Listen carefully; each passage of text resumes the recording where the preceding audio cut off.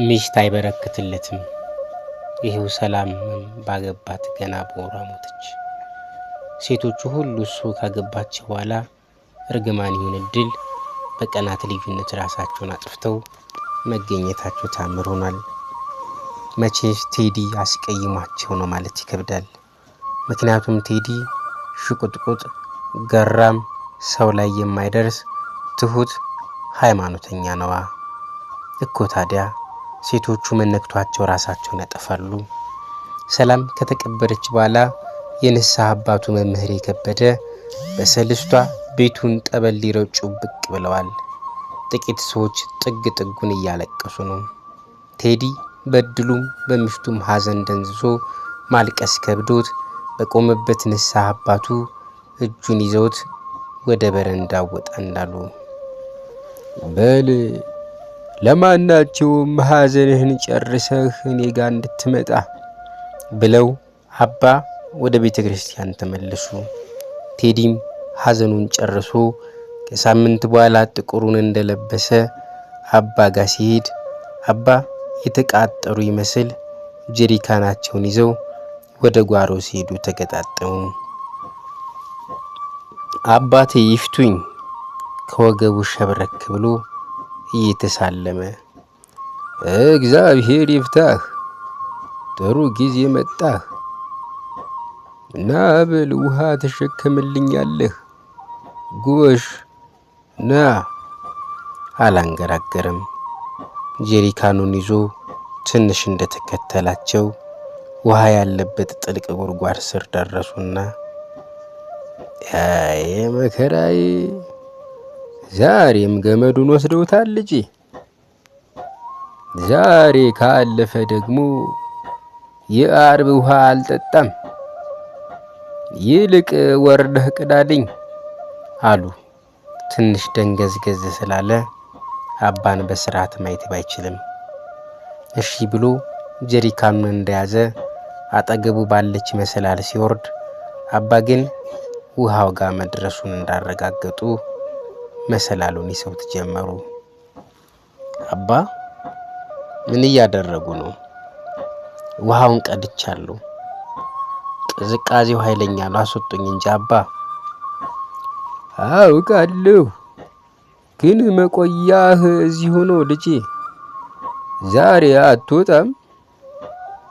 ሌሊት እኮ ነው፣ ውሃው ያቃጥላል። ሊገሉኝ ነው? ሰውየውን እኮ እንፈልገዋለን። አንተ ነገረኛ መነኩሴ። የቴዲ ድምፅና አነጋገር ሲለወጥ አባ ፈገግ እንደማለት ብለው ወለ ገብርኤል አሉ። ሙሉ በሙሉ የሰሩት ነገር ትክክል መሆኑን ለማረጋገጥ ከጉድጓድ ውስጥ የሚያጓራ ድምፅ አካባቢውን ረበሸው። ሁላችንም አለን። በወሲብ ፊልምን የገባ ነው። ተያያዝና ተያዝን፣ ሴቶቹን ገለን ተያዝን። ወይኔ ወይኔ። አባ ነገሩ አዲስ አልሆነባቸውም። ከዚህ በላይም ሰምተዋል። የቴዲ ነገር እዚህ ድረስ መሆኑን ግን አልጠረጠሩም እና ቴዲ ላይ ያለውን ሰይጣን አናዘው አስሮት ሲያበቁ መሰላሉን ቁልቁል ወደ ጉድጓድ ከተው ቴዲን ጎትቶ አወጡት። ምክንያቱ ለሁለቱ ግልጽ ባይሆንም ወደ ቤቱ እንዳይመለስ ከልክለውት ብቻ እሳቸው በአት መሬት ላይ አድሮ እስኪነጋ ቃላት አልተለዋወጡም። ምን በድያለሁ? ለምን ዝም ይሉኛል አባ? አለ ቴዲ። የአባ ዝምታ ቢጨንቀው ለእኔ ለአባት ብትደብቅ ኃጢአት ከእግዚአብሔር ይደበቃል? ይቅር በሉኝ፣ ያለብኝ ያላወራሁት አንድ የዝሙት ሱስ ነው። የነውር ምስሎችን፣ የብልግና ፊልሞችን የማየት ሱስ አለብኝ። የደበኩት ይህንን ብቻ ነው አለ ሽምቅቅ ብሎ። ታዲያ ይህንን ፊልም ካየ በኋላስ ሴት ያምረኝና ሴቶች ጋር ሄዳለሁ። እህሳ በቃ እተኛቸውና እወጣለሁ። ከዚህ ውጭ ምንም የለም። በቃ ልጄ ከዛ ያለፈ በደል የለም። አረ በፍጹም። የአባ በር ሁለቴ ሲንኳኳ ቴዲ ራሱ ብድግ ብሎ በሩን ሲከፍተው ከሁለት ፖሊሶች ጋር ተገጣጠመ። ለምን እንደመጡ ባይገባውም አባ እንዲገቡ ስለፈቀደ ብቻ አስገብቷቸው ሲያበቃ አባ ችግር አለ እንዴ አለ አፉ እየተሳሰረ። የኔ ልጅ አውቃለሁ፣ ሁሉ ከአእምሮ በላይ ነው። በዚህ ሰዓት ሚስቶችን የገደልከው አንተ ነህ። እንዳይጨርሱት አባ በፍጹም ሚስቶቼን አልገደልኩም። እኔ እንኳን ልገላቸው አጠገባቸውን በቁጣ አልጠጋም። ንሳይን ሁሉ ስለ እግዚአብሔር ተናዘዣለሁ። ሚስቶቼን ግን በፍጹም። ተረጋጋ ልጄ፣ አሁን ሁሉም ሆኗል። ለሱም ፖሊሶች ማስረጃ አላቸው።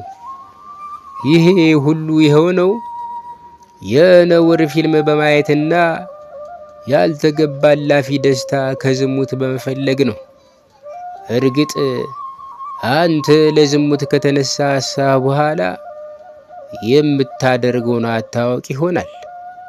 ሴቶቹን ግን ስትተኛቸው ልቅ የሆነ ወሲብ ለመፈጸም በምታደርስባቸው ስቃይ አንዷ ራሷን ሰቅላ አንዷ በኮረንቲ እንድትያዝ አድርገሃት አንዷ ታፍና ነው የሞተችው።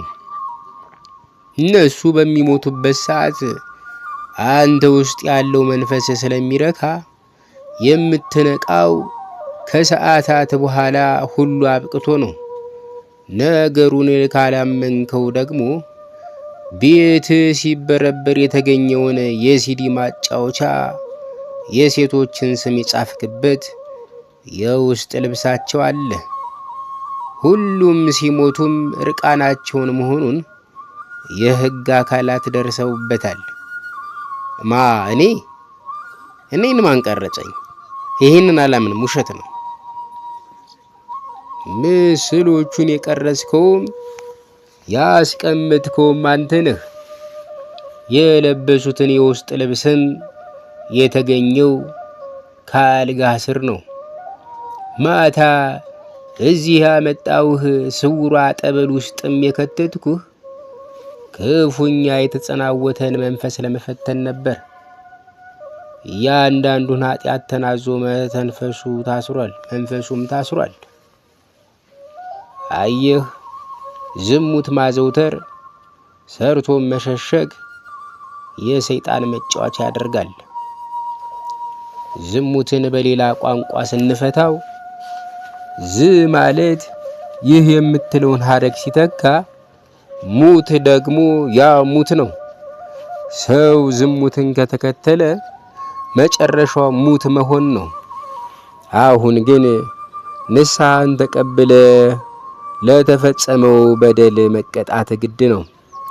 ሰይጣን የሸመቀውን እግዚአብሔር እንዲገልጥ አንተም በነፍስህ ተምረህ በስጋ እንድትቀጣ ፖሊሶች እስካሁን ፈቅደዋል። ቴዲ ሰውነቱ ፍስስ ብሎ መሬቱ ላይ ተዘርሮ እየተንፈራፈረ አይሆንም። ፖሊሶች የቴዲን ክንፍና ክንዱን ይዘውት ካቴና ጥልቀው ሊወጡ ሲሉ አባ በፎጣቸው በእንባ የረጠበ ዓይናቸውን እያበሱ መስቀል ባርከው ተሰናበቱት።